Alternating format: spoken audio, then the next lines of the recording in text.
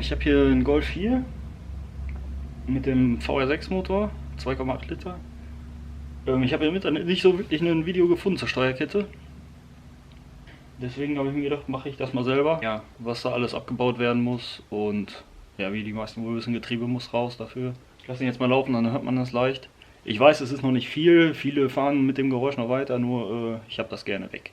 Deswegen hören wir uns das jetzt erstmal an, wie sich der jetzt gerade im Moment überhaupt anhört.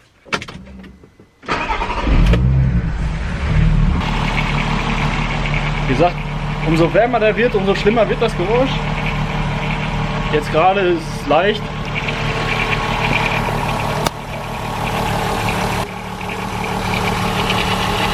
Ja, so jetzt hört man es schon deutlicher.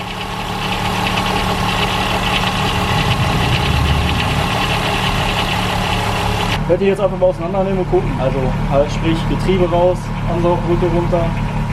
Ich werde den auseinanderbauen und dann schauen wir weiter.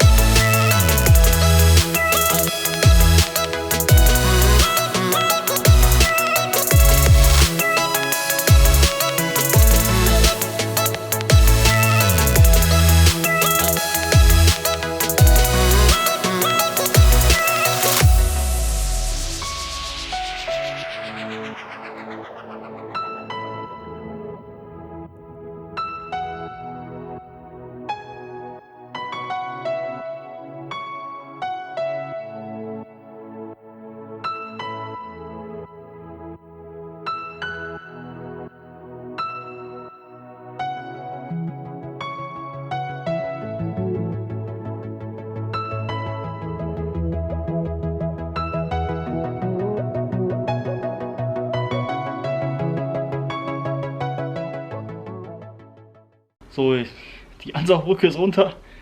Also hier, ich habe die ganze Front ein bisschen nach vorne gezogen. Ich habe hier, sieht man das, lange Schrauben reingemacht, dass ich das Ganze nach vorne setzen kann, damit ich den Kühler und alles nicht abmachen muss. Hier durch dieses Loch an die Schrauben, ja, von der Ansaugbrücke ran. Jetzt geht's weiter, Ventildeckel runter.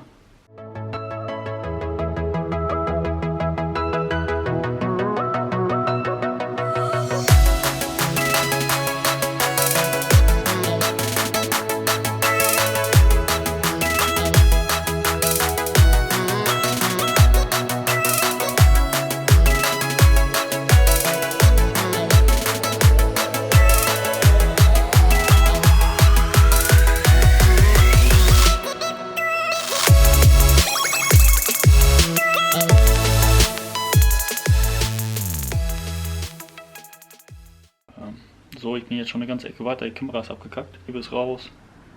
Ich zeige euch jetzt mal kurz den Zwischenstand, wie weit ich bin.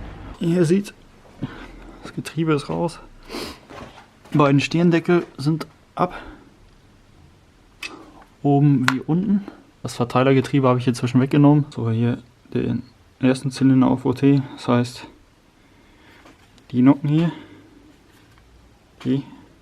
Und die zeigen beide nach innen. Das heißt, der erste Zylinder, Einlass- und Auslassventile sind geschlossen. Ja, zum Einstellen nachher komme ich, wenn ich die neue Kette drauf habe. So, er steht jetzt erstmal überall auf OT. Da der schräge Zahn fluchtet mit der Kerbe.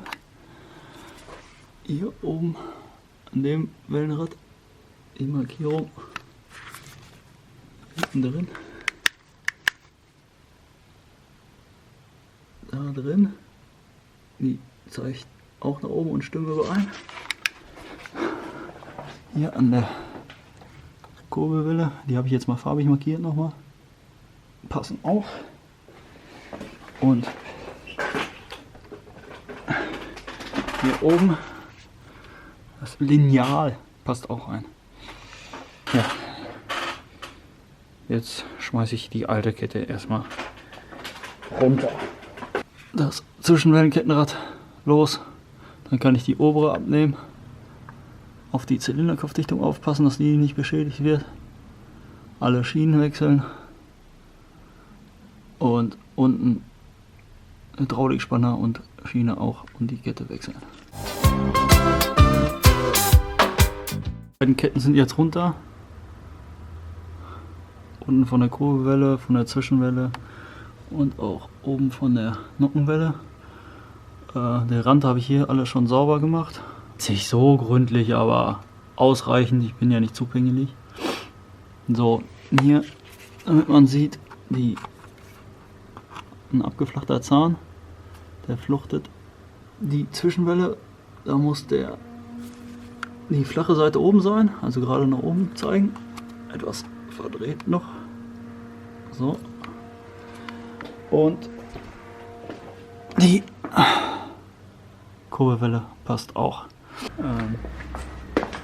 Hier liegt die alte Kette, da rechts. Hier habe ich vom Febi einen neuen Satz mit Gleitschienen, Ölspanner für die untere Kette, für die obere Kette. Und das kommt jetzt da rein.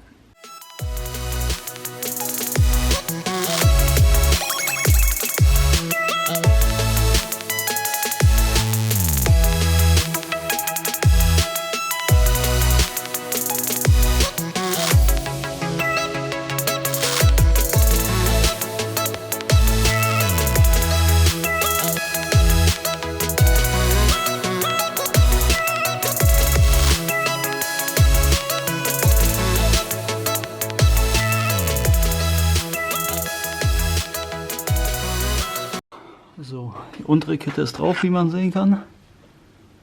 Noch ist der Kettenspanner gespannt. Die Nase fluchtet da mit dem abgeflachten Zahn und ein Nut.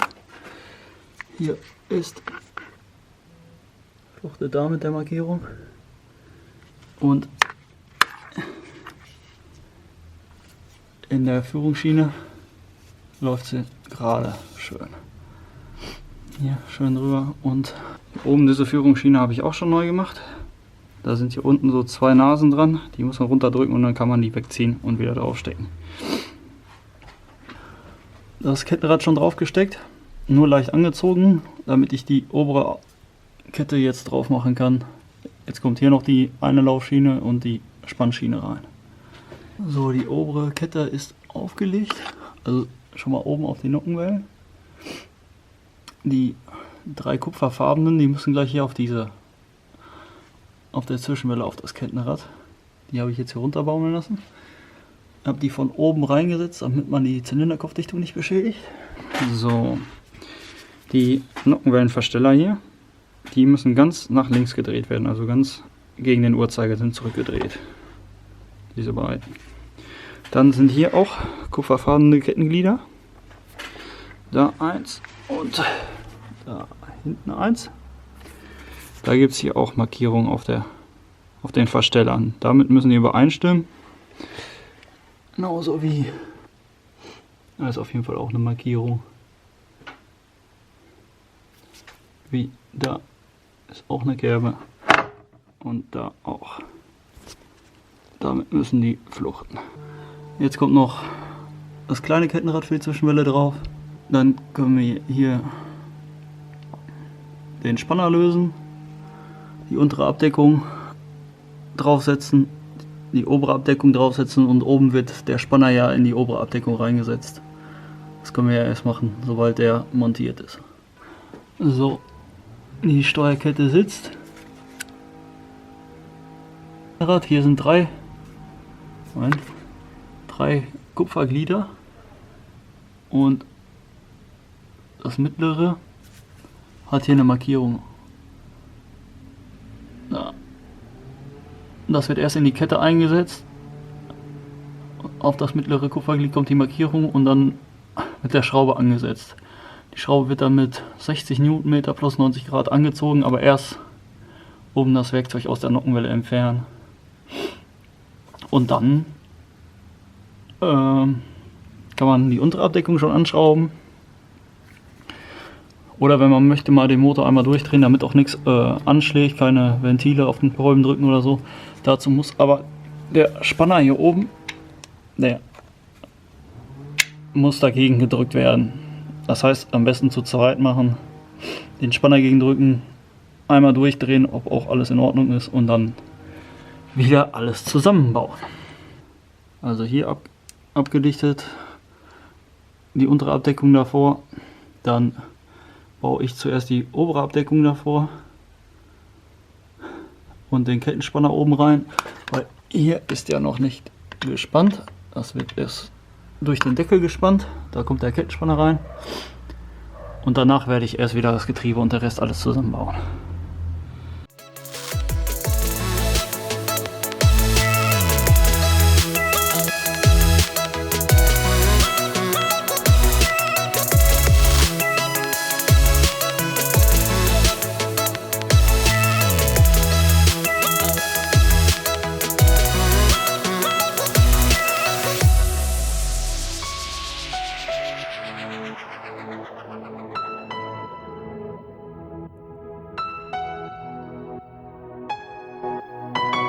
Also beiden Stehendeckel sind davor, oben hier und da hier wurde der Spanner für die obere Kette reingesetzt.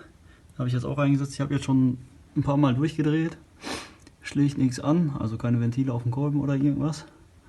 Hier natürlich überall Dichtmittel zwischengesetzt. Hier einen neuen Simmering für die Kurbelwelle eingesetzt. Und einmal zur Überprüfung, Kurbelwelle, da passt es. Bei der Nockenwelle, das farbige, da ist der Pfeil, passt mit der Kerbe überein. Mit der hier farbiges Kettenglied, da ist der Pfeil auch, direkt neben der Kerbe sieht man den Pfeil. Und da auch bei der Kerbe und das Signal passt auch in die Nockenwellen rein. Also Schwungrad, Kupplung davor, dann das Getriebe wieder rein, das Verteilergetriebe rein. So, das Getriebe hängt auch schon wieder drin. Öl ist aufgefüllt. Wo man jetzt drauf achten muss, ist hier hinten. Das Verteilergetriebe habe ich auch schon wieder reingesetzt. Ich habe da hier zwischen einen Klotz gesetzt, um den ganzen Motor etwas nach vorne zu drücken, um das wieder von unten hier reinzusetzen.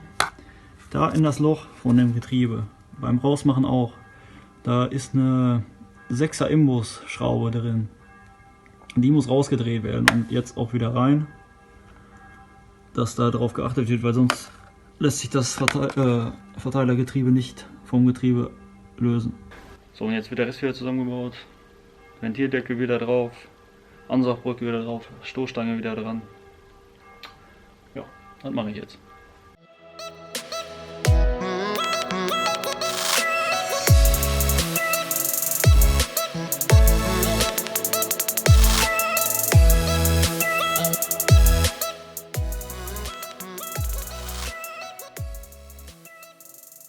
So, alles zusammen. Jetzt gucken wir mal, ob er richtig läuft.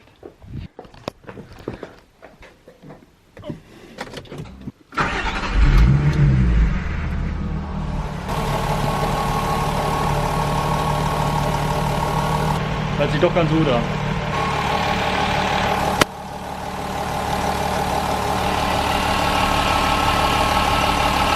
Alles schön ruhig. So gehört sich das.